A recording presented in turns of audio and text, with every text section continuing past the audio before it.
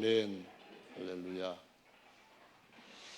이 11절 말씀은 시편 110편에 건축자들의 버린 돌이 하나님이 세우시는 영원한 하나님의 성전에 머릿돌과 모퉁이 돌이 되셨다.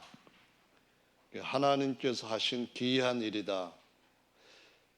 사람은 버렸지만은 하나님은 오히려 더 보배롭고 요긴한 돌로 취하셔서 영원한 하나님의 거처의 시작이 되게 하셨다라는 말씀으로 예언되었던 것이 이루어졌음을 복음서에서도 사도행전에서도 보여주시고 있습니다. 그래서 오늘은 어느 것이 옳은지 판단하자, 그런 제목으로 말씀을 나누고자 합니다. 혹시 여러분 곡성이라는 영화 들어보셨죠? 아마 가서 보시지는 않았을 것 같은데, 제가 인터넷으로 곡성을 한번 접했을 때 내용은 안 읽어보고 그냥 제목만 보고 이 사람들 곡소리 났구나, 그래서 곡성으로 생각을 했습니다. 혹시 여러분들도 그래 생각하시는 분 계세요? 그 동네에 굉장히 슬픈 일이 일어났기 때문에 곡성이라고 지은 줄 알았는데, 사실은 골곡자에다가 이룰성자를 써가지고 전라남도 그다음에 담양군에 가보면은 곡성읍이 있습니다. 이 곡성 전체 인구가 한 3만 명 정도 된다고 하는데, 그 동네에서 일어나는 여러 일들을 가지고 한국적인 민속 신앙이라든가 이런 거 가지고 소재로 해서 줄거리를 삼아 가지고 영화로 했다고 하는데, 그 영화에서 아주 유명한 명대사가 나왔다고 해서 제가 곡성을 접하게 되었는데요. 그 대사에 나온 명대사라고 해서 한 700만 명 정도가 영화를 봤다고 하는데, 그 대사가 뭔지 혹시 아십니까? 아역 배우가 했다고 하는데 모르시죠? 예? 아시는군요. 예, 뭐가 중요한데, 무엇이 중요하냐고 그렇게 하는 이제 전라도 사투리로 나오는데, 우리한테 뭐가 중요하냐 그런 얘기죠. 진짜로 예수님을 믿는 사람들한테 무엇이 중요합니까? 무엇이 중요한데 중요한 것을 제쳐놓고 중요하지 않는 것 가지고 싸울 수 있느냐, 그런 얘기도 되겠는데요. 그 영화 중에 또 하나 유명한 영화가 있습니다. 그게 얼마나 많이 상영되었는지는 모르겠는데, 인생이 언젠가는 끝이 난다고 해서 목욕탕 같은 데 가보면은 5분 정도 걸리는 모래시계 있잖아요. 그래서 어느 방송사에선가 했던 아주 유명한 드라마라고 하는데, 모래시계라고 하는 드라마입니다. 이 모래시계 드라마에 실제 배경이 한나라당인가 거기에 있는 검사였던 사람이 실제로 인물이라고도 하기도 하는데, 유명세를 타게 됐다고 하죠. 거기에 나오는 마지막 대사가 있습니다. 그것도 아주 유명세를 타가지고 사람들한테 모래시계 드라마를 더 인기가 올라가게 만들었다고 하는데, 무슨 대사인지 혹시 아시는 분 계십니까? 모래시계. 우리 김기성 집사님은 2개나 다 맞추셨어요. 거기에 보면은 나 지금 떨고 있니? 그거였다고 합니다. 이제 어떻게 해서 죽게 되었는데, 최민수라고 하는 배우가 역할을 했다고 하는데, 이제 죽기 전에 옆에 있는 박상원인가 하는 그 배우한테 하는 말이 나 지금 떨고 있니? 그랬다고 하는데요. 죽음 앞에서 사람이 떠는 그런 어떤 모습을 그 한마디를 가지고 아주 사람들한테 그 마음에 확 그 새겨지게 만들었던 것 같은데요. 그래서 우리가 어떤 일을 만날 때 뭐가 중요한지 봐야 되고, 그 중요한 것이 우리가 목숨을 내놓을 만큼 중요한 것인지를 살펴야 되고, 또 중하다고 한다면, 목숨보다 더 중하다고 한다면은 떠올 거 없다, 하나님 앞에서 더 담담하게 담대하게 그 일에 우리가 임해야 된다고 생각을 합니다. 옛날에 나라를 되찾기 위해 가지고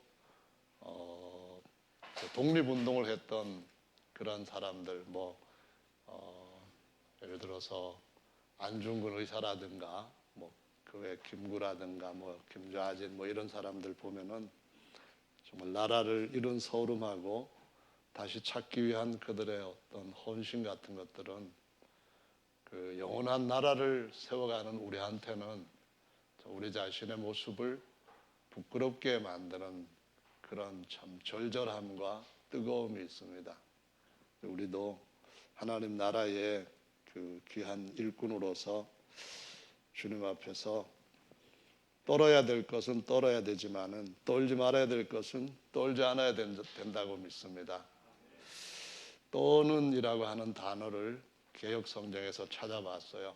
찾아봤더니 대부분은 다 어떻게 떠는가 하면은 곡식을 떠는 거예요. 전부 다 곡식을 떠는 소의 입에다가 망을 씌우지 말라, 이런 말씀이 신약에까지 쭉 인용되고 있습니다. 그래서 하나님의 일을 하는 사람한테는 소한테도 배려를 하시는 하나님이 하나님의 사람들한테 그 모든 일에 대해 책임져 주시지 않겠느냐, 그 말씀을 곡식을 떠는 소에게 이렇게 나왔더라고요. 우리가 주님의 일을 하면은 주님께서 다 아시고 먼저 그의 나라와 그 의를 구할 때 이 모든 것을 너희에게 더하여 주시리라, 그렇게 하실 줄로 믿습니다. 근데 또 떠는 것이 그 외에 또 있습니다. 그 떠는 것은 하나는 경외함을 인하여서 떠는 것이고요, 하나는 두려워하기 때문에 떠는 것이라고 말씀을 합니다. 그래서 이 떠는 것 중에 무서워서 떠는 것이 있는데, 이것은 기드온의 때에 이스라엘 나라를 여러 그 주변 국가들이 이제 침공을 해왔습니다. 그런데 기드온은 므낫세 지파에서 아주 작은 그러한 집안 출신이었고, 사실은 자기 땅에서 자기가 심어서 자기가 가꾼 곡식도 마음대로 추수를 하지 못할 만큼 두려워서 포도즙 그 짜는 틀에 가만히 숨어가지고 곡식을 떠는 정도로 약한 사람이었습니다. 물론 그 주변에 곡식이 익을 때에 쳐들어오는 적들의 수가 너무 강했습니다. 그러다 보니까 이 기드온도 숨어서 떨고 있었는데, 하나님의 사자가 나타나서 뭐라고 하셨는가 하면은, 큰 용사여, 하나님이 너와 함께 하시도다, 이렇게 아주 대단한 기별을 합니다. 그 얘기를 듣고 전 정말 큰 사람이 아닌데요 그랬더니, 너는 큰 사람이 아니지만 하나님이 너와 함께 하시기 때문에 위대한 용사다, 그런 말씀을 하십니다. 그래서 그 말씀을 믿고 기드온은 이름이 별명이 다시 나오게 되는데, 여룻바알이라고 하는 별명을 갖게 됩니다. 여룻바알이라는 말은 바라, 내가 신이라면은 네가 신이라는 것을 스스로 증명해 봐라, 그런 겁니다. 이 기드온이 여룻바알의 신전에 들어가서 막 두드려 부셔버렸습니다. 그랬더니 그 바알 신을 섬기는 사람들이 들고 일어났어요. 그때에 기드온의 아버지가, 바알이 진짜 신이면은 니들이 이렇게 설칠 게 뭐가 있느냐, 그 신이 직접 신인 것을 증명해 보라고 해라. 그래가지고 여룻바알이라고 하는 별명을 얻게 되었습니다. 하나님은 정말 참신이기 때문에 자신이 모든 이름에 걸맞은 그런 능력과 신성을 나타내시는 줄로 믿습니다. 모든 피조물 가운데 이미 영원한 그분의 능력과 변함이 없는 충만한 신성이 나타나므로 아무도 핑계치 못할지니라라고 로마서 1장 20절에 말씀을 하셨습니다. 하나님은 하나님 되심을 하나님이 친히 하나님이시니까 증거하실 줄로 믿습니다. 아멘. 그래서 기드온이 이제 미디안 족속들이 쳐들어왔을 때에 그들과 싸우기 위해서 군대를 모집했습니다. 한 3만 2천 명 정도 모였는데 그때에 하나님이 뭐라고 말씀하셨죠? 하나님께서 기드온에게 말씀하시기를 저 많은 무리로 인하여서 떠오는 자들은 집으로 가라고 해라 이렇게 말씀합니다. 모인 사람이 3만 2천 명이지만은 몰려온 적들의 수는 바다의 모래처럼 많다고 할 정도로 엄청나게 많이 왔습니다.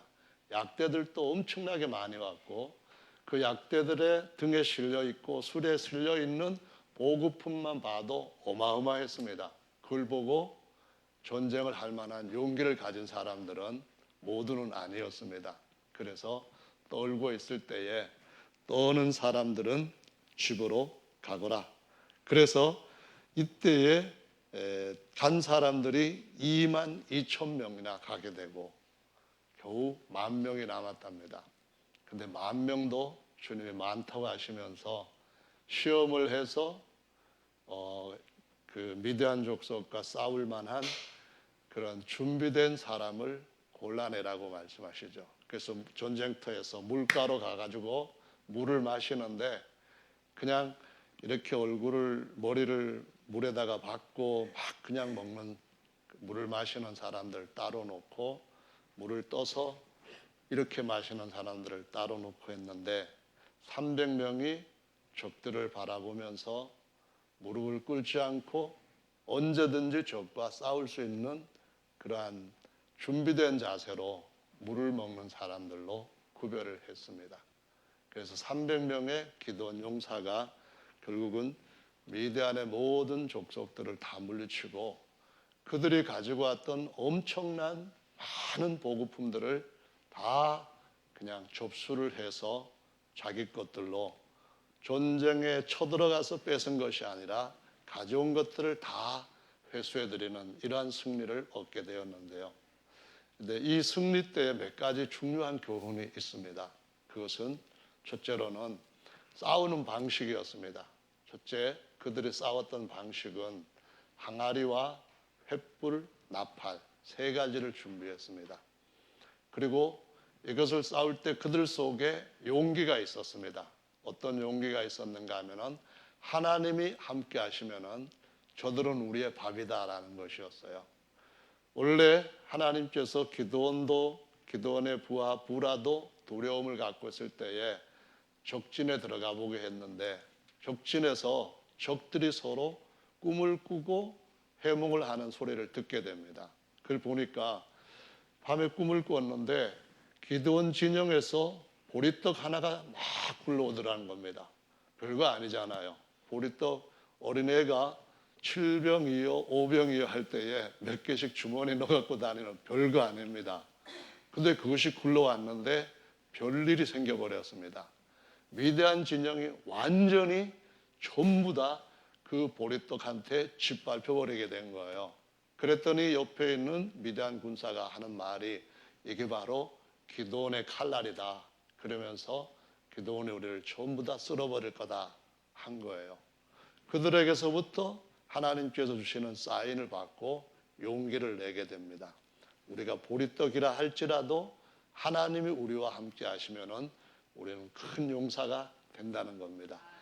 우리가 저들이 우리를 위하여서 이렇게 많은 준비한 것들을 기드온의 그 기쁨, 기드온의 탈취물을 나누는 즐거움, 그것들을 보게 할 것이다 하는 말씀이 거기서 나오는데 그때 전투 방식이 항아리를 퍽석 깨면서 횃불을 팍 높이 들고 그 다음에 나팔을 세게 불어대는 거였습니다. 그랬더니 아니 칼질도 안 했는데, 창으로 찌르지도 않았는데 자기들끼리 칼질을 하면서 서로 죽여가지고 다 도망을 가버리게 됐답니다. 그래서 이런 말을 자중질환이라고 하는데요, 사실은 우리 주변에 있는 많은 그릇된 가르침들은 우리가 분명한 나팔을 불고 우리 육신의 겉껍데기, 겉사람 질그릇을 깰 때 우리 안에 계시는 성령께서 불이 되어서 밝히시고 어둠을 물리치시는 줄로 믿습니다. 이런 말씀이 사실은 어디에서 매우 중요하게 나타나는가 하면은 고린도 후서 4장 말씀에서 나타납니다. 고린도 후서 4장에 보시면은 하나님께서 우리에게 주신 사도적인 복음에 대한 말씀이 기록이 되어 있는데요, 고린도 후서 4장 한번 같이 찾아서 살펴보도록 하겠습니다. 3절 말씀에 보시면은 만일 우리 복음이 가리웠으면 망하는 자들에게 가리운 것이라, 그 중에서 이 세상 신이 믿지 아니하는 자들의 마음을 혼미케 하여 그리스도의 영광의 복음의 광채가 비추지 못하게 함이니, 그리스도는 하나님의 형상이니라. 우리가 우리를 전파하는 것이 아니요 오직 그리스도 예수의 주님이 되신 것과 우리가 교회에 종된 것 외에는 전파하지 아니한다 하는 말을 하면서, 어두운 데서 빛이 비치리라 하시던 그 하나님께서 예수 그리스도의 얼굴에 있는 하나님의 영광을 아는 빛을 우리 마음에 비추셨느니라. 7절 같이 읽어보겠습니다. 우리가 그 보배를 질그릇에 가졌으니 이는 능력의 힘이 큰 것이 하나님께 있고 우리에게 있지 아니함을 알게 하려 함이라. 아멘. 사방으로 우겨쌈을 당하여도 뿐만 아니라 핍박을 받고 답답한 일을 당하여도 낙심하지 아니하는 것은, 여러 가지로 짓눌리고 거꾸로됨을 당하여도 망하지 아니하는 것은, 우리 질그릇이 깨어지는 것은 우리 안에 계시는 하나님의 영광의 빛이 복음을 듣고자 하는 사람들의 얼굴에 비춰지게 함으로써 영원한 하나님의 생명의 빛이 그들에게 영원한 생명을 주게 하는 능력이기 때문에 거꾸러지지 않는다는 겁니다. 망하지 않는다는 겁니다.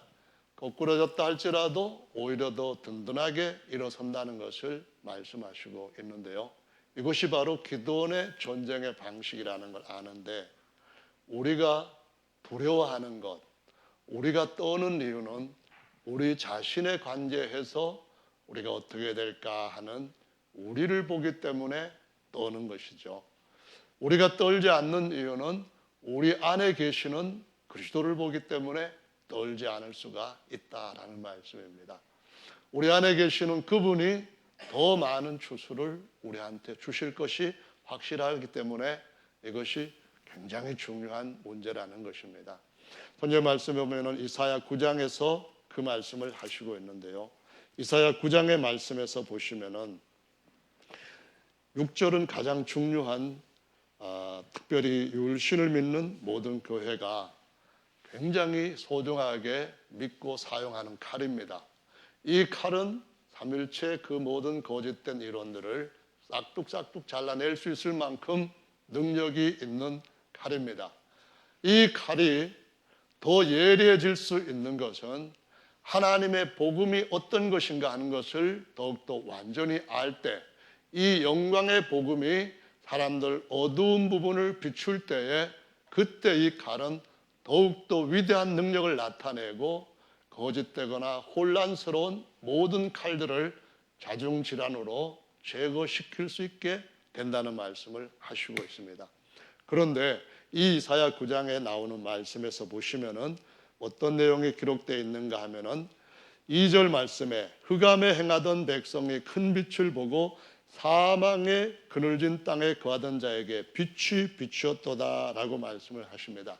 이것이 바로 질그릇을 깰 때에 질그릇 안에 있는 횃불이 어둠 가운데 있는 사람들한테 역사하는 능력이라는 말씀입니다. 할렐루야.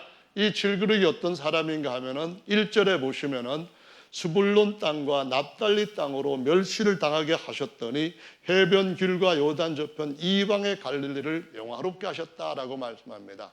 이스라엘 땅이긴 하지만은 이방인처럼 소외되고 무시당하는 땅이 갈릴리 땅이었습니다. 갈릴리 사람들이었습니다.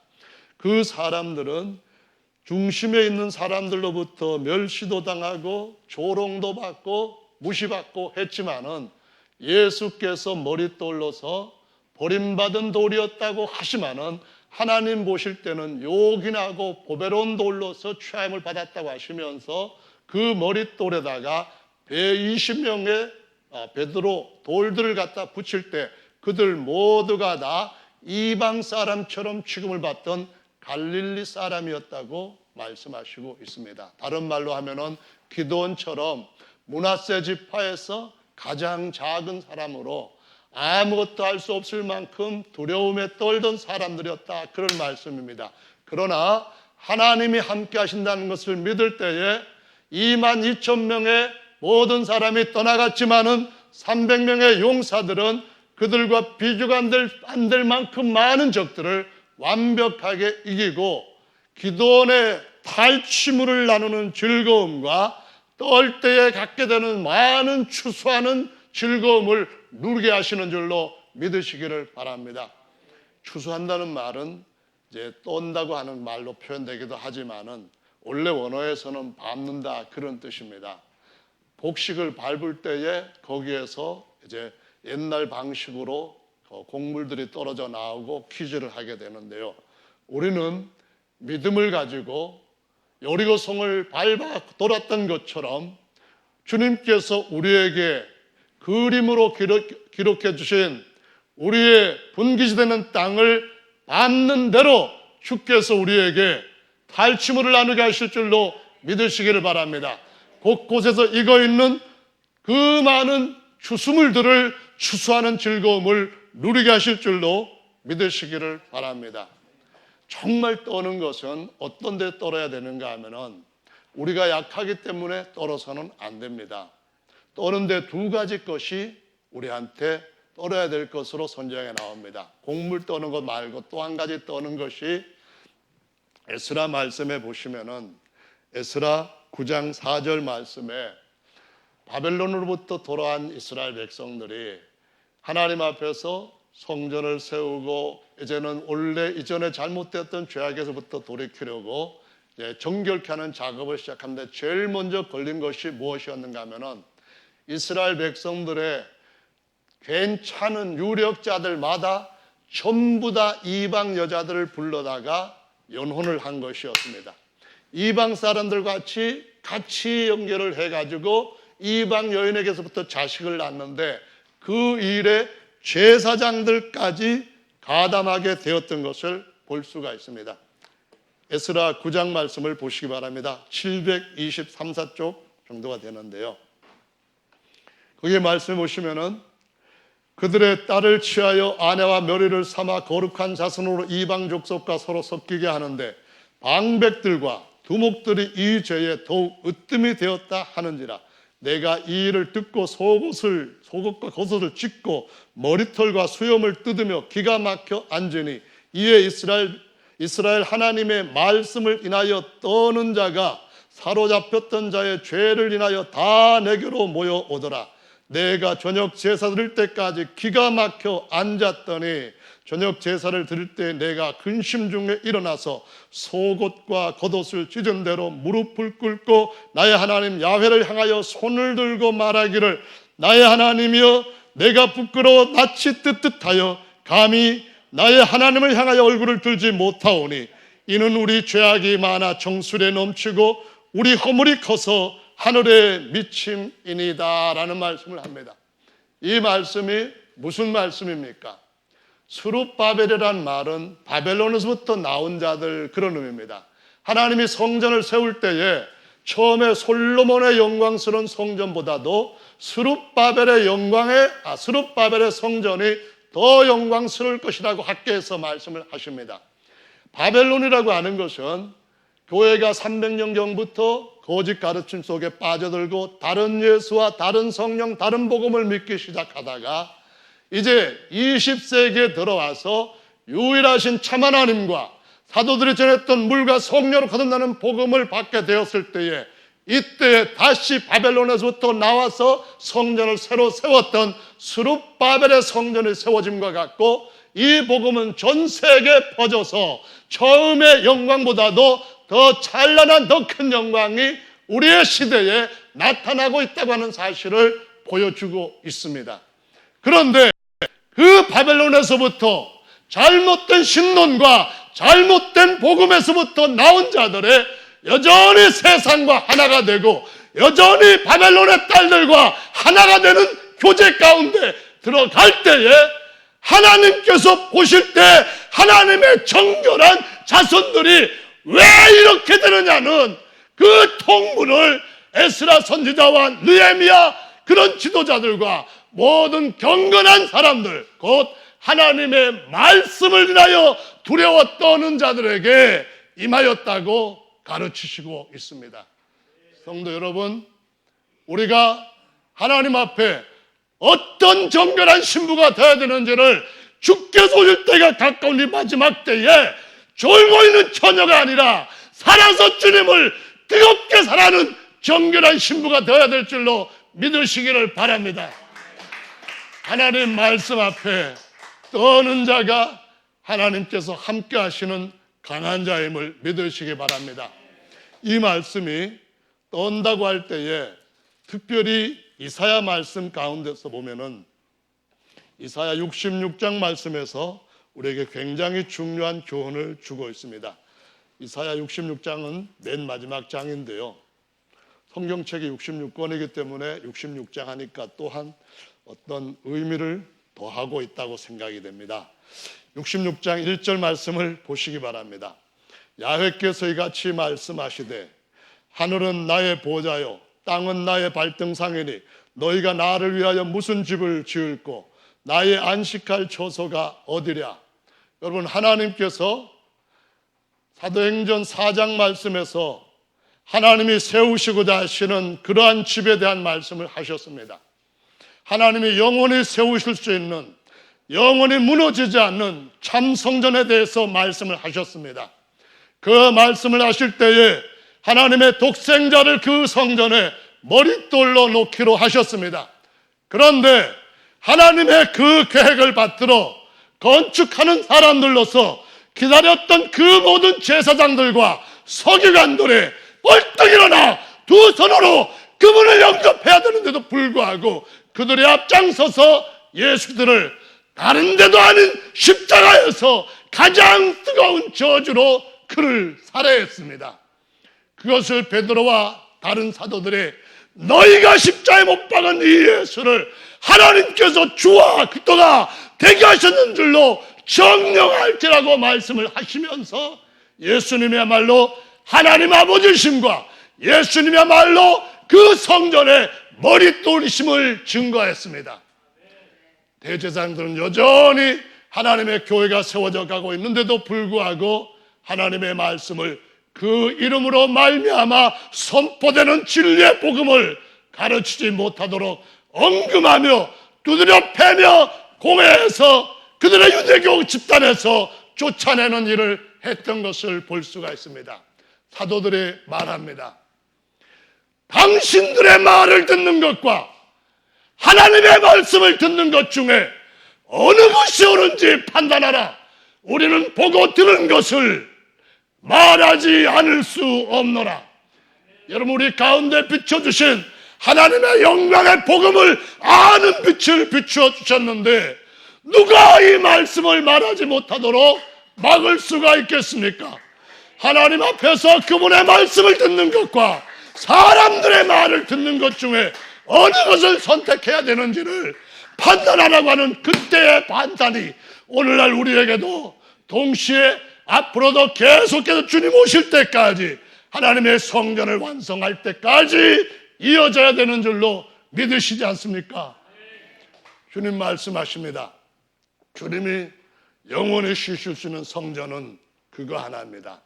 머릿돌로 놓으신 예수님한테 우리들도 같이 연합되는 겁니다. 그 성전에 보잘것없는 갈릴리 사람들이 어마어마한 역사를 일으켰습니다.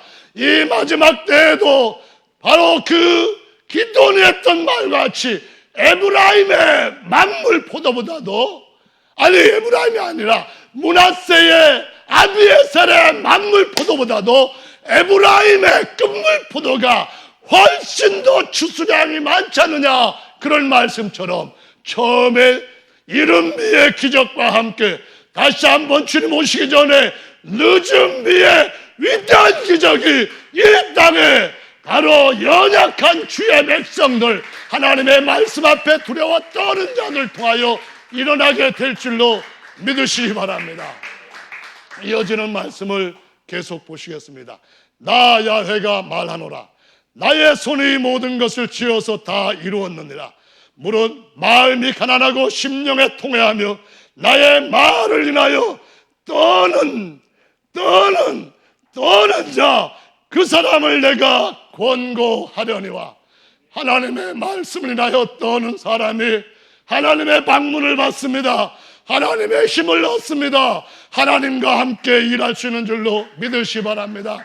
여러분, 하나님의 말씀을 1.1핵이라도 천지보다 더 중하다고 믿으시면서 그 말씀 앞에 떠실 것입니까?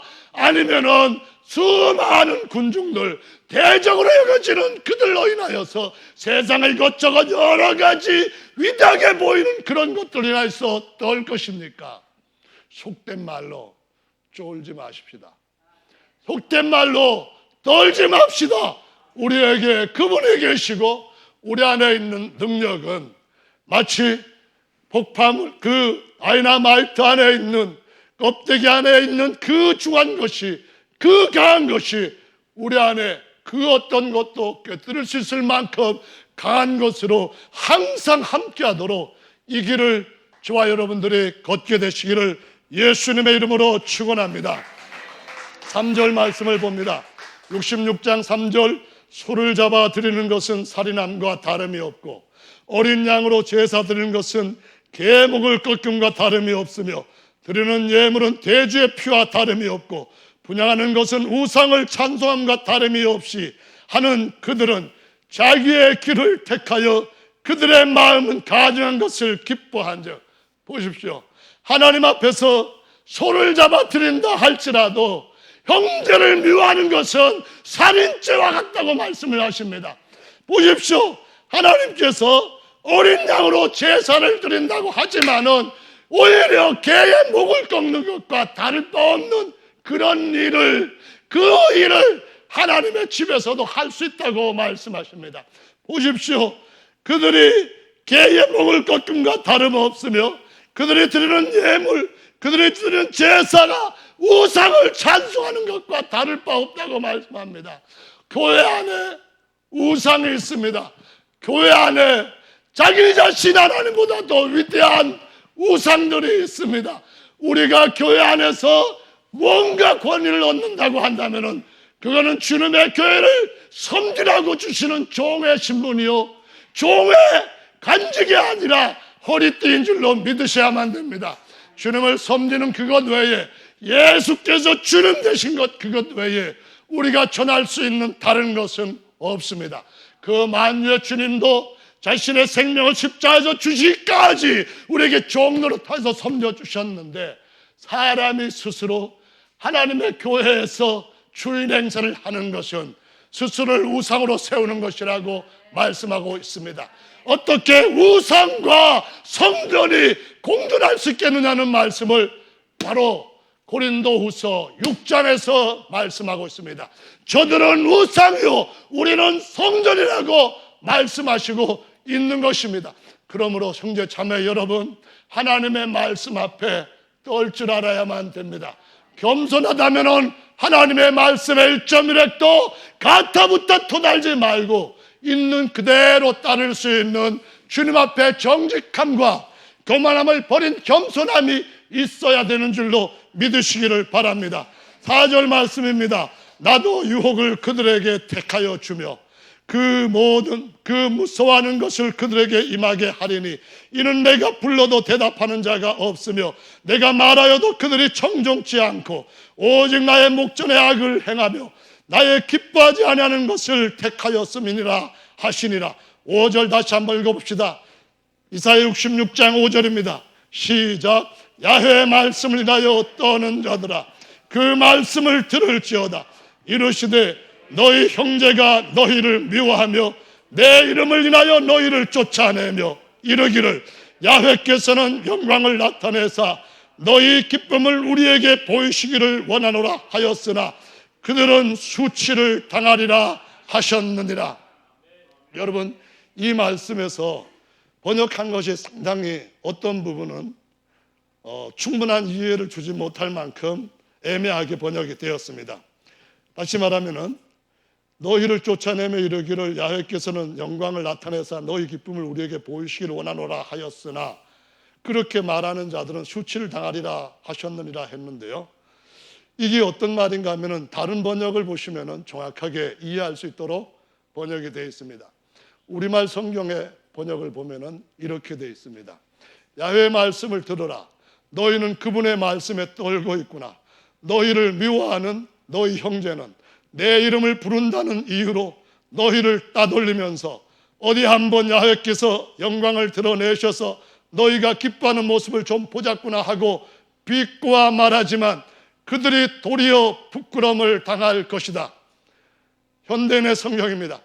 야훼의 말씀을 두렵게 여기는 자들아 야훼께서 하시는 말씀을 들어라. 너희 형제들이 너희를 미워하여 나를 섬긴다는 이유로 너희를 따돌리고 야훼께서 영광을 받으시게 하여 우리가 너희가 기뻐하는 모습을 보게 하라고 너희를 조롱하지만은 그들은 수치를 당할 것이라. 현대어 성경에도 세번역 성경에도 쉬운 말 성경에서도 똑같이 하는 말씀이 그것입니다. 누군가가 하나님의 말씀을 바로 섬기고자 할 때에 누군가가 세상과 가까워지고 누군가가 바벨론의 딸들과 가까이 연원하면서 하나님의 말씀을 섬기는 자들을 조롱할 겁니다.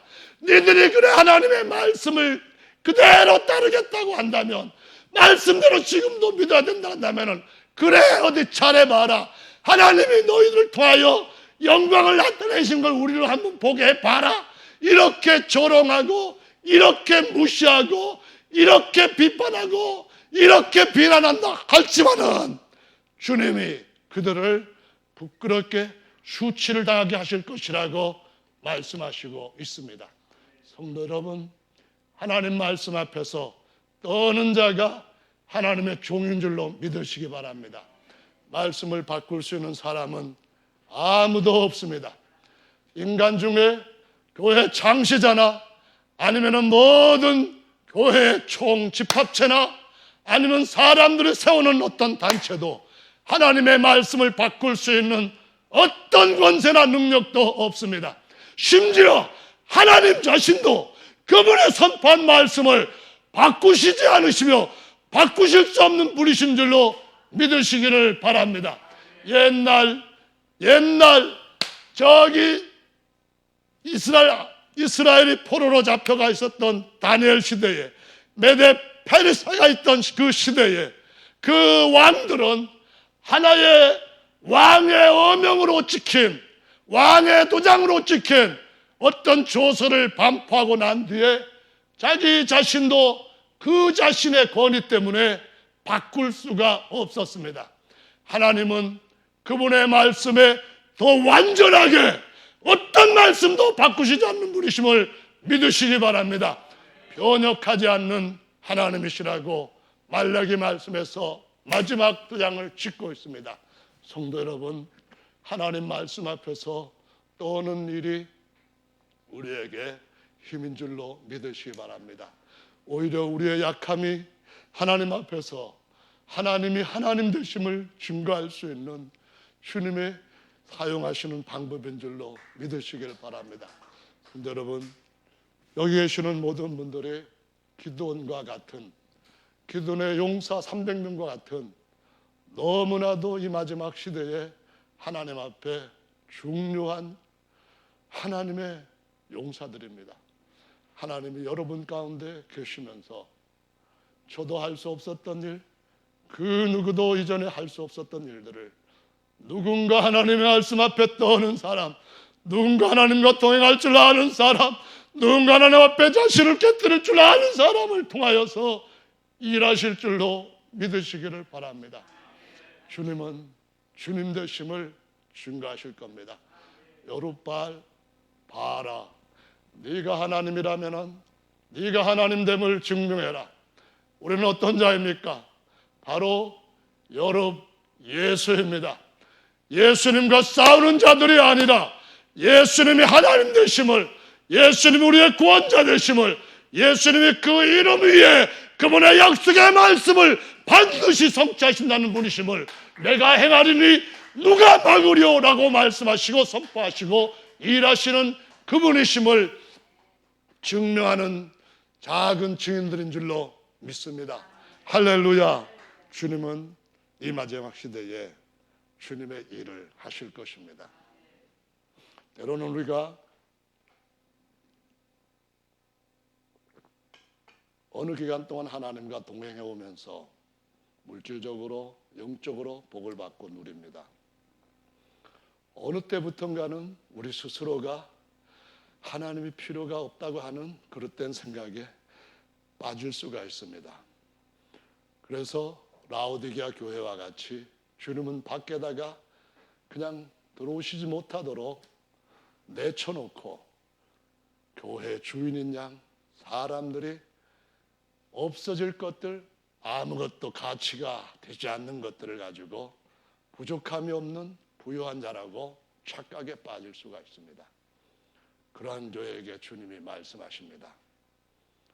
돌이키라고요. 하나님 말씀을 인하여 놀라고요. 하나님의 말씀만이 영원하다고요. 하늘도 없어지고 땅도 없어지고 우리가 가지고 있는 모든 것들도 다 없어지고 불의 꽃처럼 우리의 영광도 다 떨어질 때가 오지만은 하나님의 말씀은 세세토록 있다는 것입니다. 모래시계 5분이면은 그냥 목욕탕에 있는 모래시계는 다 떨어지고 뒤집어야 됩니다. 우리가 사는 세상 그렇게 중요한 것이 아닙니다. 떨어야 될 것은 하나님의 말씀 앞에 떨어야 되는 것밖에 하나님의 백성들한테 두려울 것은 없는 줄로 믿으시기 바랍니다.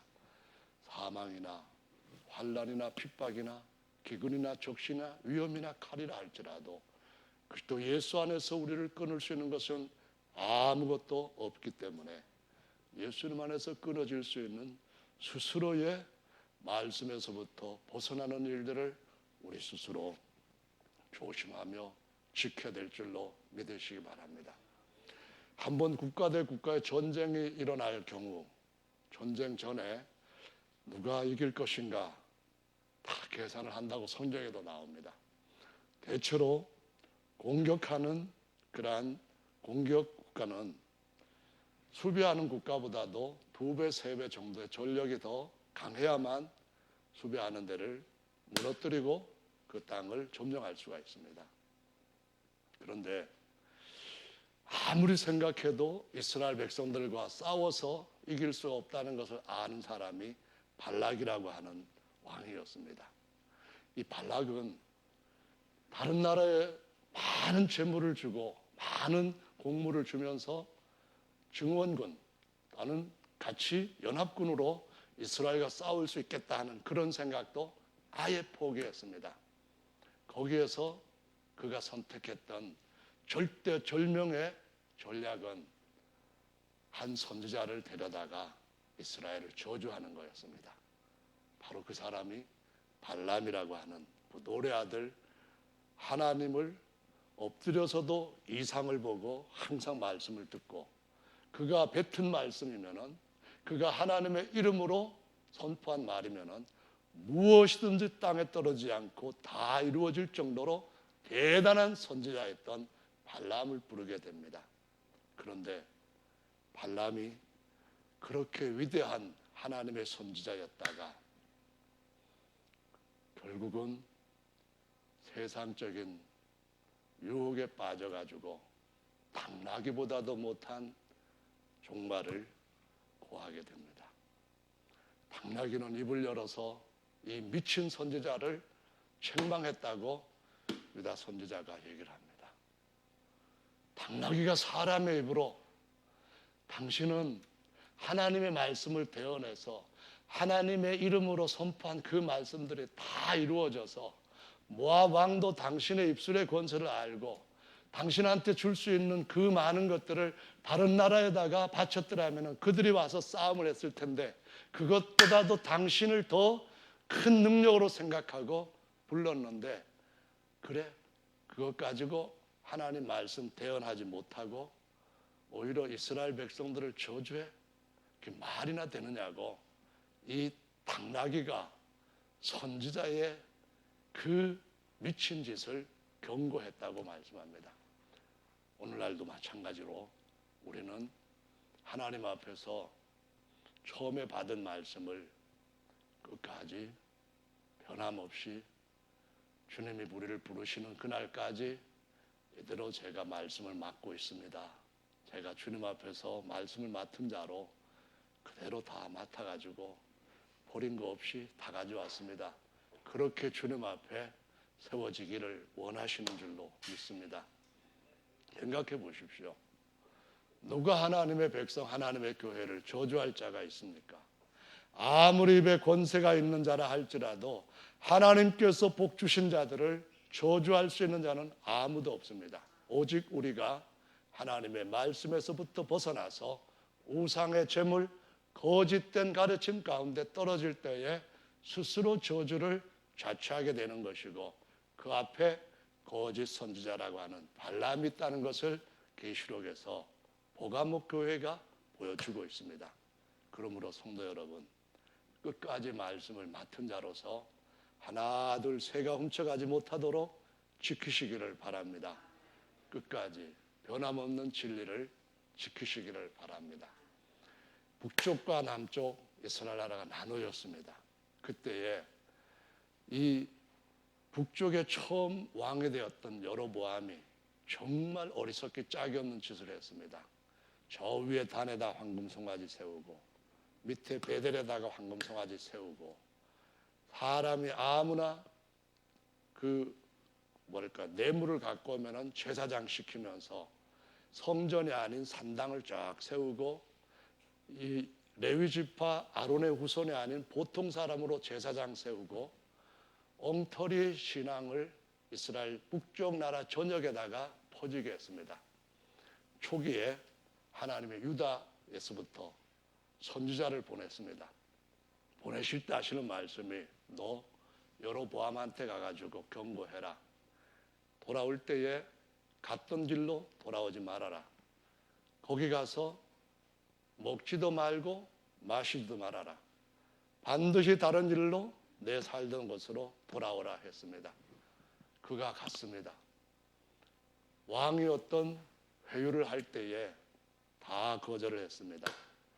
가는 중에 늙은 선지자가 보낸 그 아들이 와가지고 하나님이 천사를 보내셔서 당신같이 훌륭하고 고생하는 젊은 그 선지자님을 배고프게 그냥 가게 하시면 안 된다고 해서 우리 집으로 오셔서 먹고 마시고 힘을 내서 가라고 지시를 하셨습니다. 그러니까 믿고 가십시다. 따라갔습니다. 먹는 중에 그 암소리도 못하던 늙은 선지자 입을 통하여 하나님이 대언케 하십니다.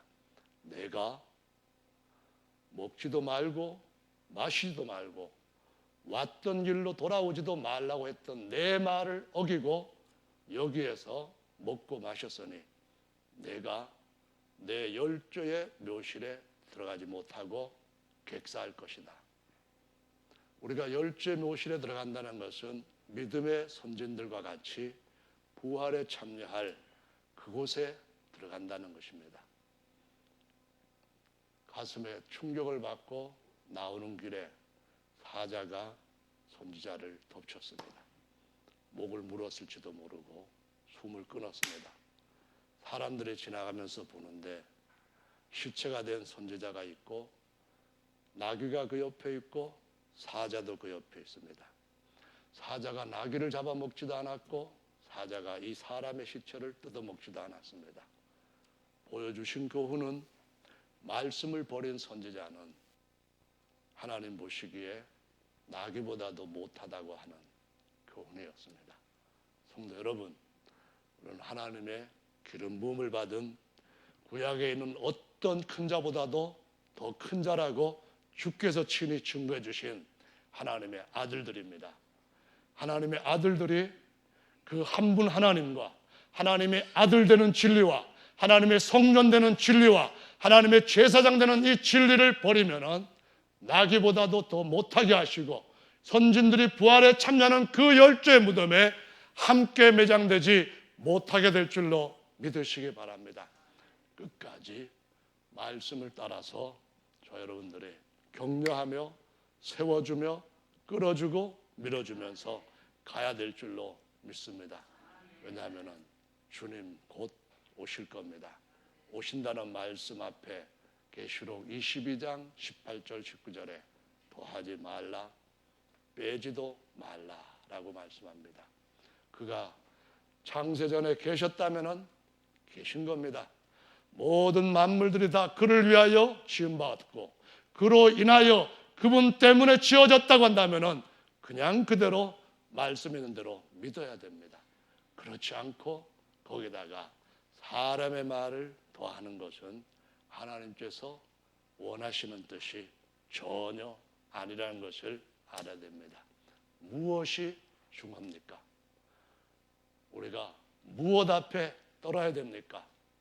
오직 하나님의 말씀 앞에 떨 수 있는 자들, 하나님께서 우리에게 소중하게 여기시는 그것을 소중하게 여길 수 있는 저와 여러분들 되시기를 예수님의 이름으로 축원합니다. 다 같이 주님 앞에 기도하는 시간 함께 갖겠습니다.